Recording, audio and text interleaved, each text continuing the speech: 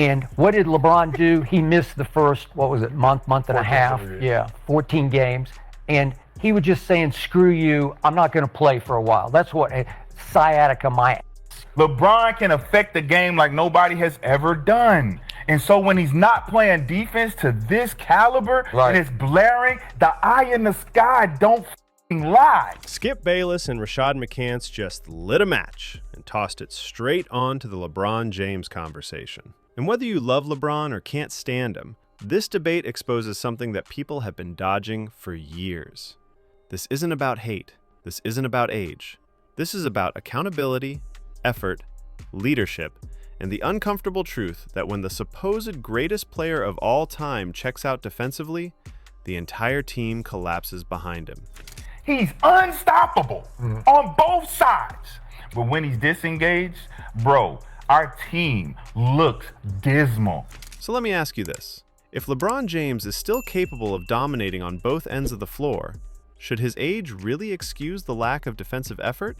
Or are we just moving the goalposts for the sake of protecting his legacy? Drop your thoughts in the comments and let's talk real basketball. He's year 23, and the Los Angeles Lakers did not want him back. They shamed him and dared him to go into free agency and end it somewhere else. And remember, he would show up in the Clippers facility working out, and he went up to Cleveland and worked out like, I'm going to go here. I'm going to end it in Cleveland. I dare you back. I dare you back. And they said, no, we will not extend you. LeBron James missed 14 games early in the season, roughly a month and a half, and the explanation was sciatica. A real injury, no question. People deal with it every day. But here's where the skepticism kicks in. When LeBron came back, what did we actually see? Did we see a man easing his way back into full effort? Or did we see someone who said, I'll give you offense, but defense is optional? Because that's where the frustration starts. You don't get to choose half the game when you're making over $50 million a year. But you got us by the ball because you got that option, and it's your option, and if you exercise it, we're stuck with you. Right. No trade clause. Yeah, no trade. And what did LeBron do? He missed the first, what was it, month and a half? Yeah, 14 games. And he was just saying, screw you, I'm not going to play for a while. That's what, sciatica my ass. You know, like sciatica, though. The sciatica. Literally, sciatica. Yeah. Skip Bayless tried for a moment to give LeBron grace. He brought up the age. Year 23, almost 41 years old. The crown is heavy. The mileage is real. But even Skip couldn't stay there long, because the film doesn't allow it. The eye in the sky does not lie. When LeBron is locked in, fully engaged, playing with urgency, he's still a monster on both ends of the floor. We've seen it. We have the footage. We have the receipts. And that's exactly why the excuses don't hold up when he decides not to do it consistently. So he comes back and he says, screw you, I'll play offense, but I won't play any defense. 100%, Skip. That's Go what he's there. saying. Are you going to cook him then? Well, and so he's playing a career low 33 minutes a game. And by the way, speaking of 33, last night he was an all-time Laker low for him. Since he's been with the Lakers, he was a minus 33. That was the third worst of his career. Rashad McCants wasn't interested in soft landings. He cut straight to the point. If you sign the contract, you honor the contract. It doesn't matter if you're 21, 31, or 41. Availability plus effort is the job description. If the Lakers are getting torched defensively, LeBron James is part of that problem. Not the whole problem, but a massive part of it. When a guy drives into the lane and LeBron doesn't slide over, doesn't contest, doesn't even pretend to challenge the shot, that sends a message louder than any locker room speech ever could. And the message is simple. If he doesn't care, why should anyone else? I feel sorry for him in this situation because it just feels wrong, and it was wrong from the start. Yeah. So here he is, and he won't play defense, and his podcast partner is not going to call him out because he loves him, and he got the job because of him, like you said. So this is a mess, man. That's where this gets dangerous for the Lakers. LeBron is the tone setter. Always has been. Teammates watch him. Young guys copy him. Veterans follow his lead. So when LeBron takes possessions off, when he stands flat-footed in the middle of nowhere and looks around afterward like it was someone else's fault, That laziness trickles down. Luka sees it. Austin Reaves sees it. The role players see it. And before you know it, the entire team is playing defense like it's a suggestion instead of a requirement. You're paying this 41-year-old $52 million. Should he give us more effort? You're not going to say that in the conversation because there's no other 41-year-olds that was doing this with his age. We get that. There's no other 40-year-olds that's ever in history been doing what LeBron James does. So at what point does he have to stop tricking us as if he can't do this at the highest level still? Skip brought up something else that nobody wants to talk about. The Lakers didn't even want LeBron back. They dared him to test free agency. They didn't extend him. They didn't roll out the red carpet. LeBron was working out at the Clippers facility. He flirted with Cleveland. He made it very clear he wanted leverage. And when he opted in, he didn't just opt in as a player. He opted in with a no-trade clause, handcuffing the franchise completely. LeBron can affect the game like nobody has ever done. And so when he's not playing defense to this caliber and it's blaring, the eye in the sky don't lie. We can show you film from before when LeBron James was engaged and ready to go, full sense of urgency. He's unstoppable on both sides. But when he's disengaged, bro, our team looks dismal. We can never recover if he's not locked in. And the fact that we can't hold him accountable and you want to put the accountability on somebody else when he's still the best player it's unbelievable. That's where the hostage conversation comes in.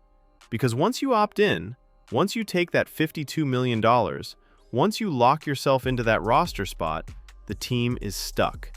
They can't move you. They can't reshape the roster properly. They can't free up cap space. And yet, despite all that power, LeBron still picks and chooses when he wants to fully compete. That's what Rashad called out, and he wasn't wrong. Then there's the 14-game absence. Officially, sciatica. Allegedly, a legitimate injury.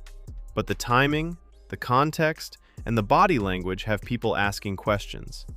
Did LeBron need time to heal?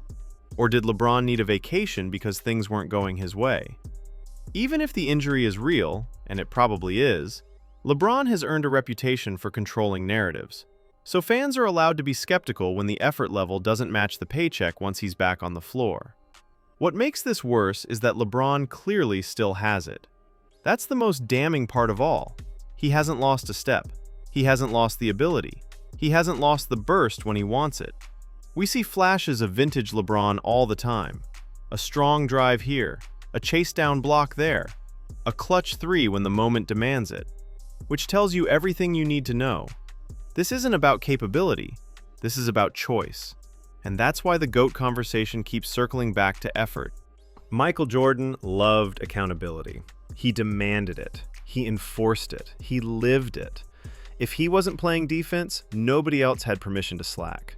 That standard never moved. Not in year 2, not in year 10, not in year 15. With LeBron, the standard keeps shifting. At 30, it was championships. At 35, it was longevity. At 40, it's just being out there. But the paycheck never adjusts downward with the expectations. That contradiction is what fans are tired of. Now let's talk about the locker room dynamics, because Skip pointed out something that feels uncomfortable but real. Luka and Austin Reaves have bonded. They play off each other. They feed off each other. There's chemistry there. And LeBron, for the first time in his career, looks like the third wheel. He's watching from the corner. He's waiting for touches. He's seeing relationships form that don't revolve around him. And whether people want to admit it or not, that affects his engagement. This is exactly what happened with Russell Westbrook. LeBron wanted him. Then once he got him, he distanced himself. Westbrook was isolated, exiled, treated like the problem. Now the roles are reversed, and LeBron doesn't like the feeling. The irony is thick, and the basketball gods have a sense of humor. Austin Reaves is trying to get paid. Luka is trying to establish himself as the face of the franchise. And LeBron's $52 million contract is sitting there like a roadblock. Nobody's going to say it publicly, but everyone understands the math. That money has to come from somewhere. And if LeBron stays, flexibility disappears. That creates quiet resentment, even if respect remains on the surface.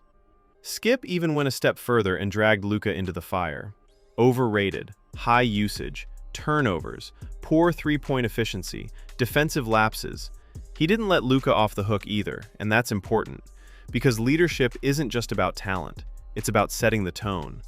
Luka may be younger, but LeBron is still the highest paid player, still the most influential voice, still the standard bearer whether he likes it or not.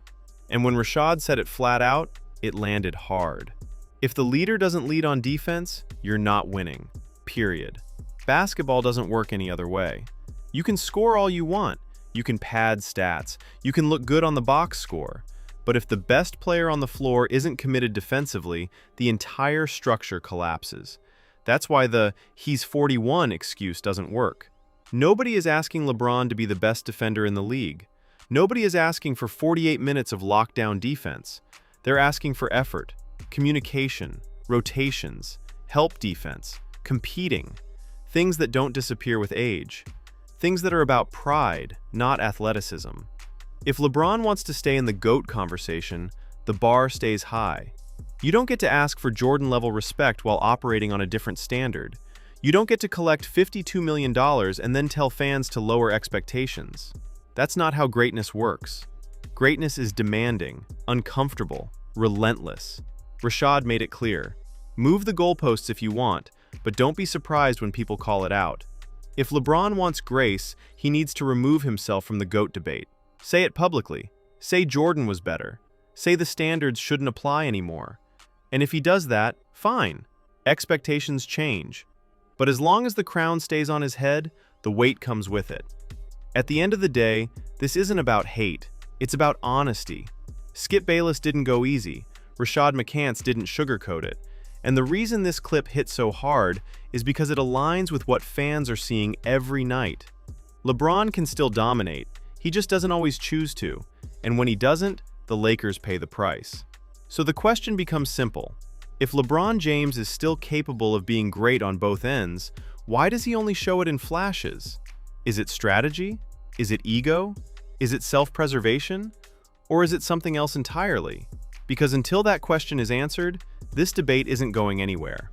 And neither is the criticism. At the end of the day, this whole situation comes down to one thing: standards. When you put yourself in the GOAT conversation, when your camp pushes the narrative that you're better than Jordan, the rules don't change just because the calendar does. You don't get to cash a $52 million check and then ask fans to be patient when the effort on defense disappears. Greatness has always been about setting the tone, and right now, LeBron James isn't setting the right one. What makes this even harder to ignore is that we've already seen the proof. We've seen LeBron lock in. We've seen him rotate, communicate, and take over games defensively when it actually matters to him. That's why people are frustrated.